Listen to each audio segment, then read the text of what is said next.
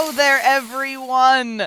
Welcome to episode number 669 of this here electronic engineering podcast called Amelia's Weekly Fish Fry, brought to you by eejournal.com and written, produced, and hosted by me, Amelia Dalton. This week, we're diving deep into a revolution happening at the speed of light. That's right, the rise of photonic technology. My guest is Dr. Abdul Rahim from PhotonDelta. Abdul and I discuss how photonic chips can address the energy efficiency demands posed by current and projected AI workloads, the role that standards will play in the next wave of hardware innovation, and the key technical challenges currently involved in reliably and cost effectively integrating photonic integrated circuits with existing CMOS technology. So, without further ado, please welcome Abdul to Fish Fry. Hi, Abdul. Thank you so much for joining me. It's my pleasure, Emily. Excellent. Okay, so first off, talk to me about Photon Delta and your experience in this field. Yeah, so PhotonDelta is quite a unique organization. We are a public-private partnership from the Dutch government, and our mission is to develop a vibrant PIC ecosystem in the Netherlands. And that ecosystem has to collaborate with the rest of the world to make PICs pervasive. So basically, we want to build an industry around integrated photonics. We do several activities as Photon Delta. We fund R&D, we fund startups, talent, and above all, we also connect and build bridges between our ecosystem and rest of the world so that all the relevant stakeholders can collaborate with each other to create new solutions and also to solve the most wicked problems which this industry is facing to make itself pervasive. So this is what the role of Photon Delta is. And my personal background is in integrated photonics. I did PhD in integrated photonics several years ago. And then over the course of time, actually, I was very privileged to work with some of the best groups in the world. And in a way, I got more and more exposed to this technology and the versatility of this technology, where there were labs who were exploring different forms of this technology and also working on different type of applications. And as a result of all those experiences, actually, I unintentionally went into a role where I started tracking how the field is evolving, what the future will bring, and what are the different use cases where this technology makes the most meaning. So that little bit broadened my scope, although in my PhD work it was very narrow, but then as a result of all those experiences, it broadened. And now currently I work as ecosystem manager at Photon Delta, where my role is to work with the 70 ecosystem partners, and I have to see how they can collaborate, how they can innovate together, and what are the opportunities which they could focus on. This is in a nutshell what my background is and what I do in Photon Delta. Fantastic. All right. So, how are photonic chips specifically addressing the energy efficiency demands posed by current and projected growth of AI workloads? This is a very nice question, actually, Amelia. AI, is the most important driver for any chip technology today, microelectronics, and this holds also for photonic chip technology.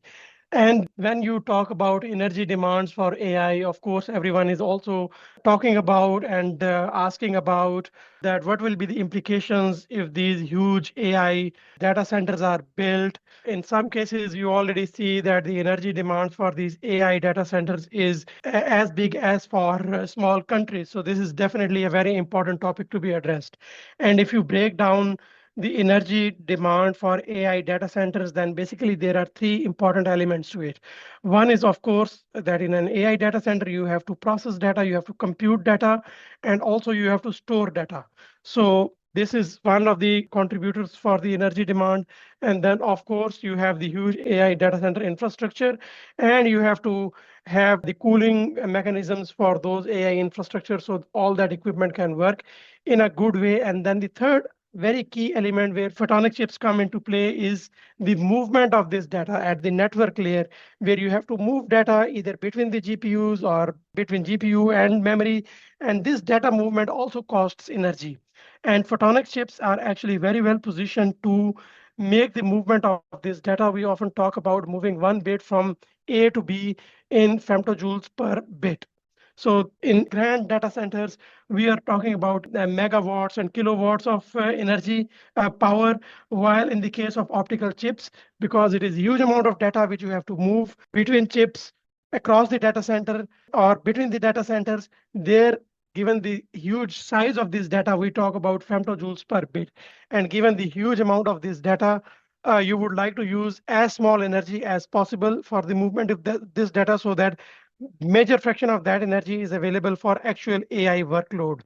And in a way, the more energy you could use, not on cooling and not on movement of data, but rather on actual computation of AI workload, better it is in an economic sense, also in terms of revenue, which you could generate out of those AI data centers, and also from its environmental impact like CO2 emissions and etc. So this is where photonic chip technologies come important on the network side and on the movement of the data within data centers and between the data centers in an energy efficient manner.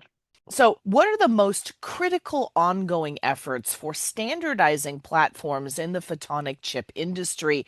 And Abdul, how do you think these standards will accelerate the next wave of hardware innovation?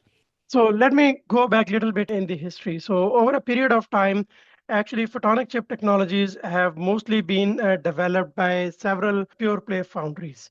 So the first degree of standardization, I would call it, started happening within the foundries itself. So the purpose was that the foundries can develop platform technologies, standardized platform technologies, so any end user, any fabless chip company can access it and make use of that technology to develop their solution. So this is type of standardization which was in-house foundries, where the foundries were for themselves agreeing on the type of material they have to work on, the type of cross section they have to build, and the type of process modules which they can offer to the fabless customers. So this kind of standardization, I think it has already happened and it is already in a very good shape. Now, the next step of this standardization is where this standardized flows across the value chain. By that, what I mean is it is not only about how the foundries standardize their processes, but also how these chips, which are developed by the foundries, how the data flows from the design of these chips and then the design software companies who have to develop their PDKs, which will be used inside a foundry for the conversion of those digital representations of those design into actual chips. So that flow of data from the design to the chip manufacturers, and also once the chips are there, then they have to be packaged and assembled. So there has to be a common language which has to be spoken across the whole value chain. And this is, I think, the most critical part of the standardization which this industry today is trying to develop.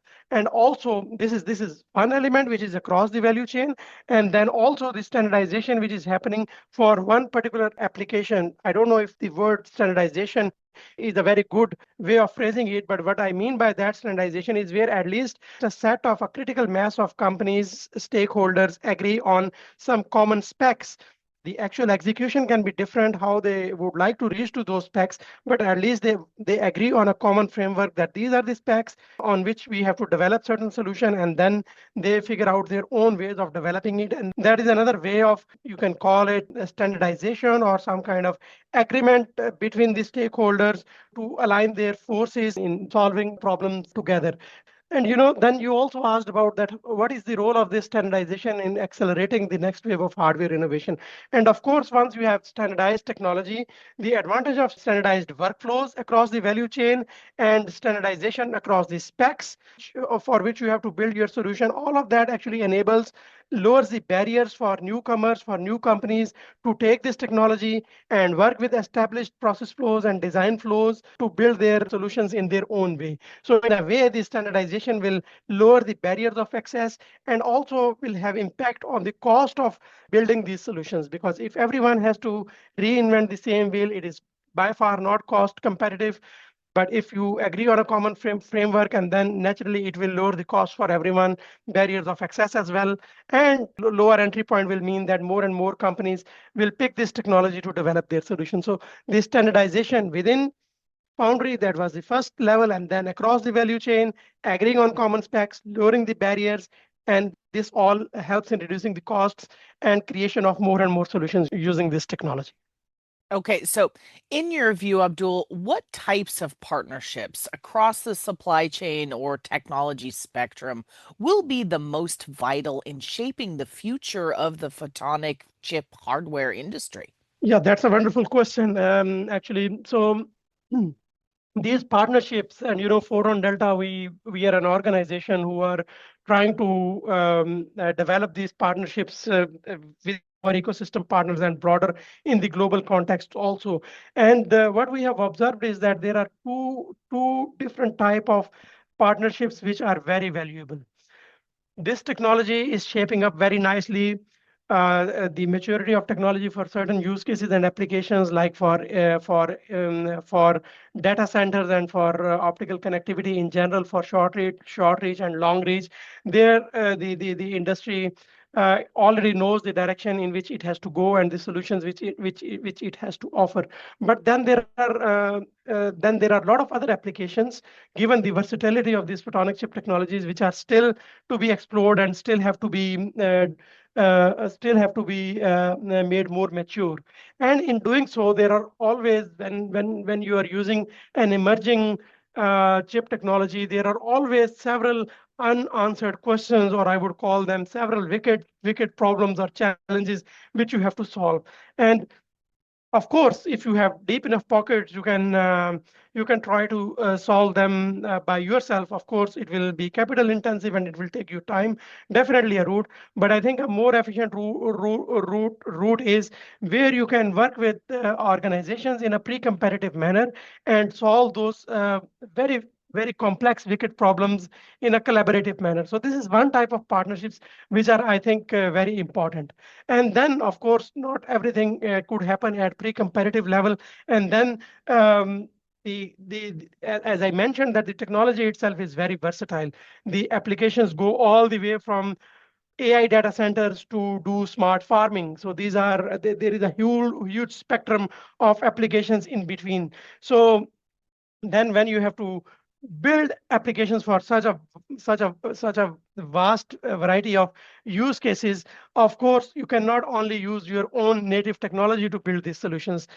In any case, the solutions of this era in which we are living, everything is very multidisciplinary. You have to work with other technologies, with other functionalities to build a system which is the most impactful.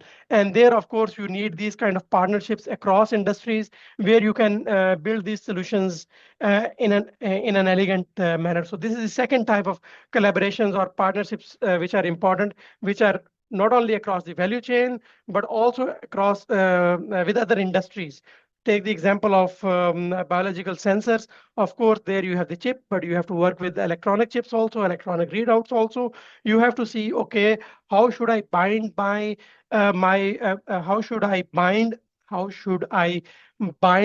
my analytes, which I want to sense on these photonic chips. So maybe you need some new coating technologies, you need some new materials, maybe you need some new equipment. So there is a whole range of um, infrastructure and capabilities which you need not only from your own technology but from the other technologies. So there the partnerships are also very important for development of solutions using photonic chip technologies. So, what do you think are the key technical challenges currently involved in reliably and cost effectively integrating photonic integrated circuits with existing CMOS technology? So the CMOS microelectronics technology today, given that it has evolved over the years and reached to a maturity level which is unmatched in terms of reliability, yield, accuracy, that is how you can integrate billions of transistors on a very small area. So of course, photonic chips also have to match that level of manufacturing excellence. This manufacturing excellence has to be offered both at the front end of the manufacturing, at the foundry side, but also you have to make designs which should work first time. So the so-called concept of first time right design. Then also you have to bring the CMOS microelectronic chips in close proximity with electronic chips. And then there is this topic of co-packaging or co-integrating or making photonics and electronics in package, on the same substrate. So these are some of the technical challenges which are being discussed today. At the photonic layer, of course, the density of integration is increasing. So there it means that if you have tens of thousands of photonic functions on a chip, then all these functions have to work the way they have to work. This brings us closer to the functional yields of these building blocks. And also you have to come up sometimes with new kind of architectures. For example, in the past, the lasers for some material platforms, the laser was native. For example, for the 3,5 indium phosphide material substrates, you have the luxury of having all the actives and passive building blocks onto the same substrates. But for some of the other technologies, this is not possible. And then you have to think about how to heterogeneously integrate functionalities which one material platform does not have and has to borrow it from other material platforms. So there, the whole body of work around heterogeneous integration is becoming very important. And when you have to mate these two technologies, then of course, as we discussed earlier, standardization becomes important, that how the interfaces of these two technologies should look like so that you can bring them together. So these are some of the challenges which the industry today is focusing on. The laser integration in general, heterogeneous integration, chiplet integration, advanced packaging to bring electronics and photonics closer together. So these are some of the most important technical challenges which this industry today is focusing on. So, Abdul, beyond the technical hurdles, what are the primary strategic challenges that the industry must overcome to successfully drive the widespread adoption of these integrated systems? Excellent question, actually. And what I would say is that photonic chips, the technology itself has been quite old. So if you go really back in time, this is a technology which dates back to the early 60s. Even if you can find some of the early concept works of photonic integration, which could date back to 1950s and 60s. And I think over a period of time, this technology has evolved and it has become more and more important for certain use cases, but it is still not a technology which is well known to the general public. So I think this is more about the brand name Integrated Photonics. So this is not a very well known brand. It is very important that the stakeholders of this industry build well known brand out of this technology so that people talk about it, general people can understand what this technology stands for, what is the impact of this technology on their lives, how they live, how they work, and how they do business. So once that happens, people will more seamlessly start understanding the impact this technology can bring. And also because the general public is, I would say, not as informed about integrated photonic chip technologies as in general about CMOS microelectronic chips technology. And of course, this is quite natural because the microelectronics chips, we are in contact with them in a variety of manners in our daily life through our smartphones, through our laptops, through our wearable devices. So, they are more well known, but photonic chip technologies, they are not as well known to general public. So that is the brand name. So that is one thing which is very important. And then also, once that happens, I think equally important is that the policymakers or the governments or funding institutes or private capital equity firms, they all also become aware of the wonders that which the technology can bring. And once that happens, and I think this is a role which we integrate photonics community have to take it up by ourselves to make this technology well known to the broader audience and highlight the impact which it could bring to our lives. So this is not a technical hurdle, but this is more of a aspect in terms of building a brand of integrated photonics. All right. Well, one last question before I let you go. So, Abdul, it is time for your off the cuff question. So, if you could have one meal right now, it doesn't matter if it's on the other side of the world, you need a passport to get there. What would you have? It's not a very healthy choice coming to my mind, actually. If you give me a chance right now, actually, it has been a long time I haven't eaten KFC. I would go for Kentucky Fried Chicken. you know. I love that answer. That's the first KFC answer I've had, but they make some good chicken. So I'm not mad at that answer at all. Awesome. Well, this was super cool. Thank you so much for joining me. Yeah, my pleasure, Amelia. It was a real nice pleasure talking to you. Well, folks, that's all I've got for this week's Fish Fry. If you'd like more information about PhotonDelta, I've included a couple links below the player on this week's Fish Frying page on eejournal.com and in the description for this week's YouTube episode as well. Hey, have you checked out EE Journal on social media yet? Well, you should. You can find us at facebook.com/eejournal. If LinkedIn is more your thing, I dig it. You can follow us or me on LinkedIn, and we are also on Blue Sky Social and Mastodon too. And we have a YouTube channel, youtube.com/eejournal. Folks, it is chock full of all kinds of techie videos, including our very popular Chalk Talk webcast series hosted by me and our animated series called Libby's Lab. And of course, you can subscribe to our EE Journal YouTube channel as well. Thank you everyone for tuning in. If you know of any cool new technology, or heck, if you just want to chat, shoot me a line at Amelia, that's Amelia, at eejournal.com, or post a comment on our forums on EE Journal. For the week of February 13th, 2026, I'm Amelia Dalton, and you've been fried.